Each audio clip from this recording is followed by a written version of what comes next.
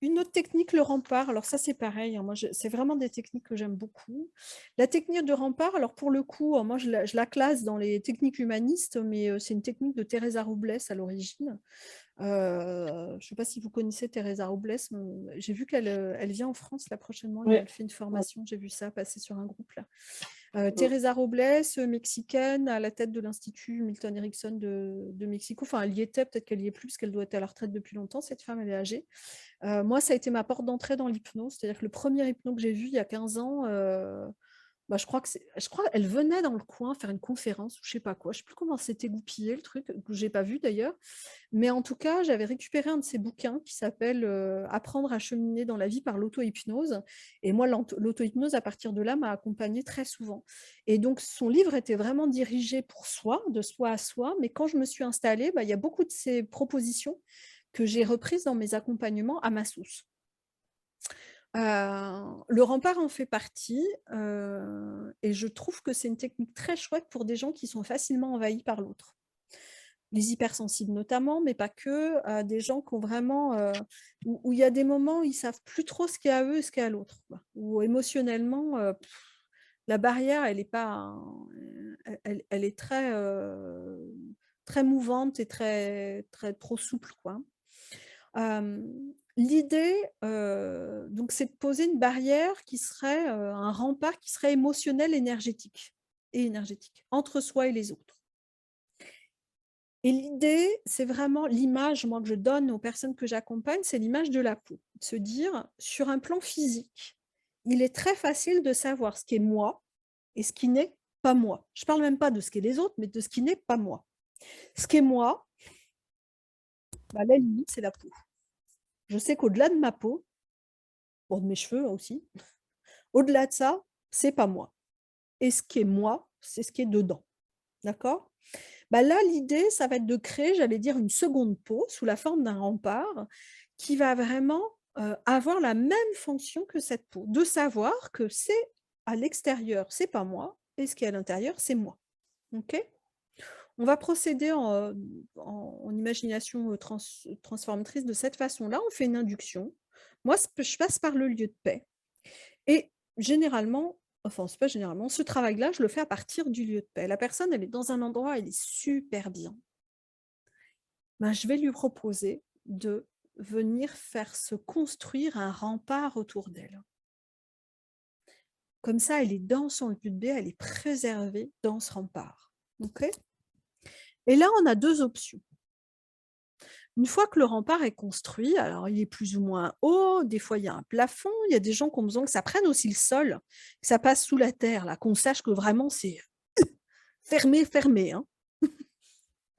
D'autres, c'est plus ou moins haut, ça dépend. Soit on va pouvoir, travailler la texture du rempart, c'est-à-dire que, je sais pas, il a été fait en briques, en parpaing, en bois, on sait rien. Et dans ces cas-là, on va l'enduire d'amour et de lumière, qui peut même rendre le rempart transparent, parce que la personne, peut-être qu'elle a envie d'avoir une belle vue sur l'extérieur, hein. Là encore, ça dépend des gens. Il y a des gens où ils préfèrent que ce soit bien fermé, mais des fois, ce sera à 10 mètres d'eux, puis des fois, ce sera à 2 kilomètres. C'est OK, hein, d'accord? On respecte, on voit ce qui est juste pour la personne. Et moi, j'aime bien cette histoire d'enduit de lumière, hein, d'enduit, spécial qui est fait d'amour et de lumière, parce que du coup, l'enduit passe partout autour du rempart et il a une fonction de filtre. C'est-à-dire que cet enduit ne laisse entrer que ce qui est fait de la même texture que lui. Donc ça ne laisse entrer que ce qui est amour et lumière. Et en revanche, ça laisse aller au dehors, ça laisse sortir tout ce qui ne l'est pas. Alors il y a une personne qui m'a dit un jour: «Bah oui, mais puisque plus rien ne peut entrer, je vois pas pourquoi j'aurais des choses à faire sortir». Genre, on est tout à fait capable de fabriquer autre chose tout seul comme un grand, qui ne soit ni amour ni lumière. Elle me dit: «Ah oui, c'est vrai». Voilà. OK? Donc ça peut être soit ça, soit l'enduit d'amour et de lumière et qui laisse entrer que ce qui est amour et lumière et qui laisse sortir au dehors, soit on va, installer au niveau du rempart une porte spéciale. Hein, on peut le visualiser même comme, vous savez enfin, je dis «vous savez» comme si j'avais 12 000 fois pris l'avion dans ma vie, ce qui n'est pas le cas. Les portiques là d'aéroport, Et du coup, cette porte, elle ne laisse entrer que ce qui lui appartient ou ce qui lui fait du bien et elle laisse sortir tout ce qui fait du mal ou ce qui lui appartient pas. Donc ça peut être les 2. Vous voyez ce qui est à la fois le plus juste pour vous, puis, au moment d'accompagner, ce qui semble le plus cohérent aussi. Et on va vérifier que tout fonctionne bien. Éventuellement, on va même pouvoir tester dans une situation donnée. Par exemple, moi, ça m'est souvent arrivé de faire ça, pas que, hein, je l'ai fait avec beaucoup d'adultes aussi. Le rempart, c'est quelque chose que j'utilise très, très, très souvent. Des fois en première intention avec une personne là qui est vraiment, qui en peut plus là de porter, tout le monde, qui se sent envahie au boulot, à la maison, machin, truc. Mais ça m'arrive aussi beaucoup avec des enfants. Moi, j'ai beaucoup de confrères et consoeurs autour de moi, enfin là, ici en Corrèze en l'occurrence, hein, qui bossent ou en hypnose, en énergétique, en machin, en truc, qui veulent pas bosser avec des enfants. Qui ont pas envie de bosser avec les enfants au motif que, bah, souvent c'est les parents qui auraient besoin de bosser, ça on est bien d'accord, hein. Mais du coup, ils se sentent démunis, donc ils veulent pas accompagner des enfants. Ce qui fait qu'il y a quand même plein de gamins qui se retrouvent, je trouve, en grande difficulté d'être accompagnés et bah, moi, une des façons de faire, pour se protéger là de cet entourage qui est des fois bien toxique, enfin plus ou moins toxique, hein, sans je parle pas de maltraitance, hein, bien entendu, hein, mais où des fois c'est pas facile à la maison et ben le rempart, hein, ça les gamins, ils vont vraiment kiffer, quoi. Tu sais, ça glisse. OK, et du coup, je vais leur faire vérifier. OK, alors le gamin que j'accompagne, qu'est-ce que tu aimerais là laisser entrer? Qu'est-ce qui serait chouette? Ah, les câlins de mon chat. OK, ton chat, il peut rentrer. Ah ouais, trop bien et en fait, ouais, ouais, on peut faire des câlins, des caresses, ça marche. OK, un truc qui t'embête maintenant, qu'est-ce que ce serait? Ah ben, mon père quand il dit que, je sais pas quoi, blablabla. OK, et ben, ce qu'on pourrait faire, c'est d'imaginer que quand il dit ça, c'est comme une balle noire qu'il enverrait sur ton rempart, si on a fait par exemple l'enduit, d'Amour et de lumière. OK, et ben, j'aimerais que tu regardes quand il envoie la balle, je voudrais que tu vérifies si la balle en fait ça fait splonche et puis ça glisse et ça disparaît. Ah ouais, trop bien! Tu veux essayer avec quelqu'un d'autre? Ah ouais, la prof de machin, quand elle dit que blablabla. Ah ouais, génial! Et mon copain, qui se fout des fois de ma gueule alors que ça m'énerve. OK, ça marche, super. Donc on peut faire des phases de vérification comme ça. Des fois, ça va se traduire dans la réalité d'une façon assez incroyable. Je pense à une dame à un moment donné, qui avait des soucis avec son ex-mari, enfin où la frontière était enfin elle se sentait envahie en fait.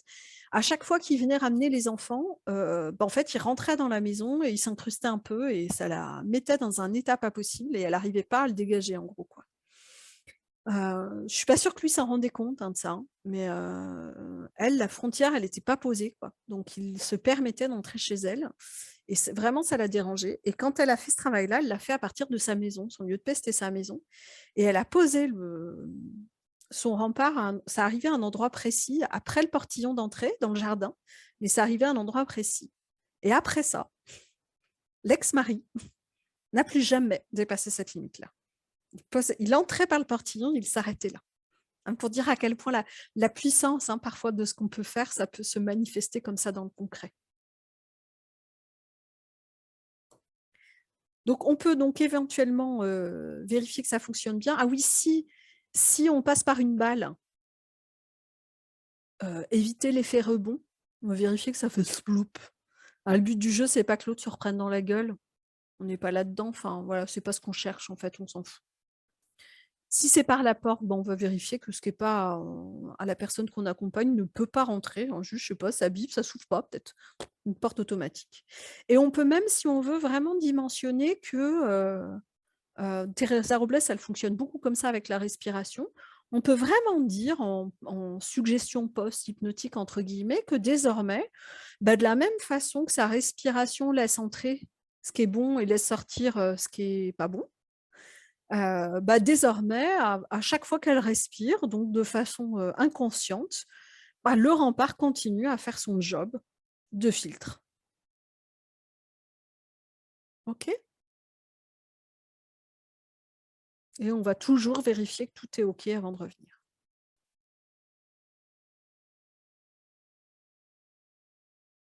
Bon, il est même possible de le bosser en ericksonien avec un signaling, hein. Mais bon, c'est tellement plus sympa quand la personne participe, je trouve que alors sur les hypersensibles, hein, ça va pas tout résoudre, hein, on est bien d'accord, mais quand même, ça va mettre un 1er filtre.